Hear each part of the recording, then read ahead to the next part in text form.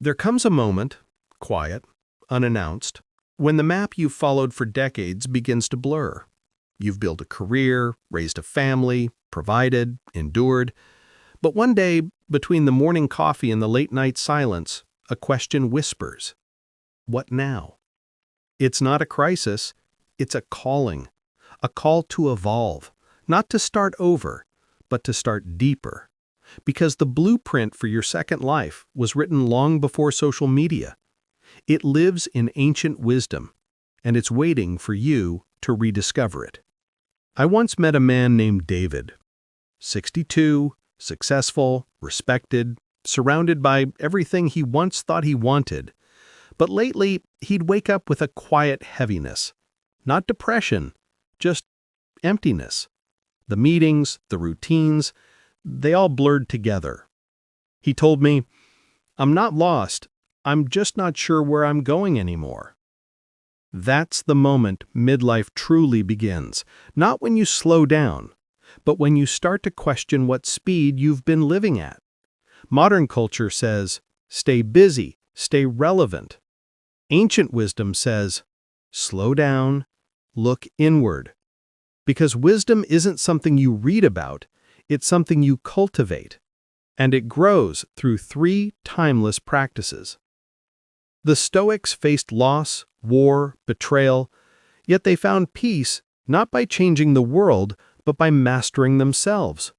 They taught, we don't control the wind, we control the sail. This is the reflective dimension of wisdom, the power to pause, to observe, and to respond instead of react. An archer trains, aims, and releases, but wind and chance will always play their part. His goal isn't the bullseye, it's the integrity of his effort. Once a week, draw 2 columns, what I can control and what I cannot control. In the first, your effort, your mindset, your reactions. In the second, the market, other people, the past. Let go of the second. Reclaim your energy for the first. When you accept the limits of the finite, you touch the edge of the infinite. Aristotle didn't define happiness as comfort or pleasure.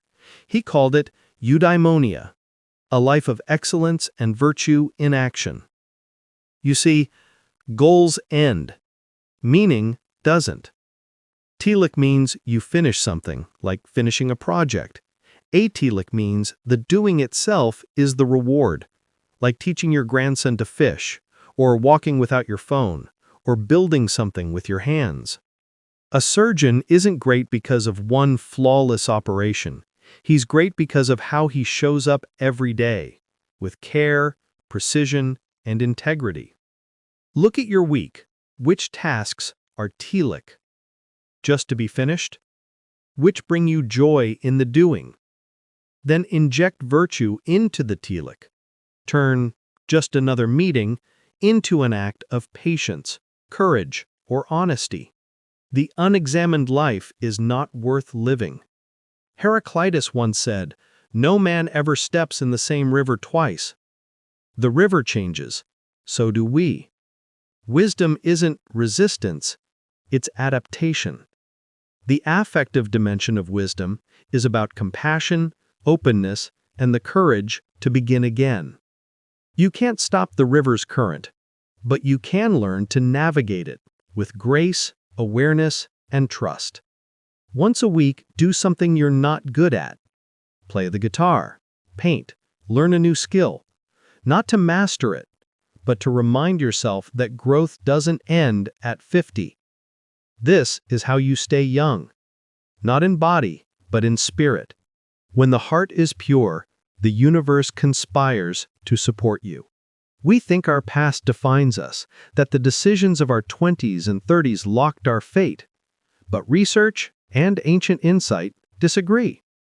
A 60-year Harvard study found that well-being in older age isn't inherited, it's built, especially during midlife. The strongest predictor of fulfillment wasn't wealth or career. It was generativity, the act of giving, mentoring, and contributing beyond yourself. Your actions now, your openness, reflection, and kindness are the roots of your future self. You're not declining, you're deepening. Midlife isn't a crisis, it's a crucible. Change isn't a thunderclap. It's a quiet, daily discipline. Here's your 30-day blueprint for renewal. Move at least 20 minutes every day. Mood follows motion. Start before you feel ready. Review your control list. Release one worry you can't control. Act on one thing you can.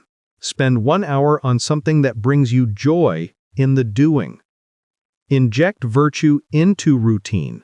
Make ordinary tasks sacred. Call 2 people you care about. Listen deeply. Connection is the currency of longevity. Write one sentence that captures your purpose in action. Example: I am here to encourage and empower. Close your eyes. Breathe in, breathe out. You are not your title. You are not your regrets. You are not your past roles. You are awareness itself. Still growing, still learning. Why search for worth outside when it already lives within? Feel that truth. Let it guide your next season. Your midlife isn't something to survive. It's something to master. So here's your challenge. Do one small thing today you've promised yourself 100 times before, just one. Then comment below which virtue, courage, wisdom, or moderation do you need most this week? And if you're ready to turn this philosophy into practice, watch the next video, The Stoic Morning Routine for Modern Men. I'm not retired, I'm rewired.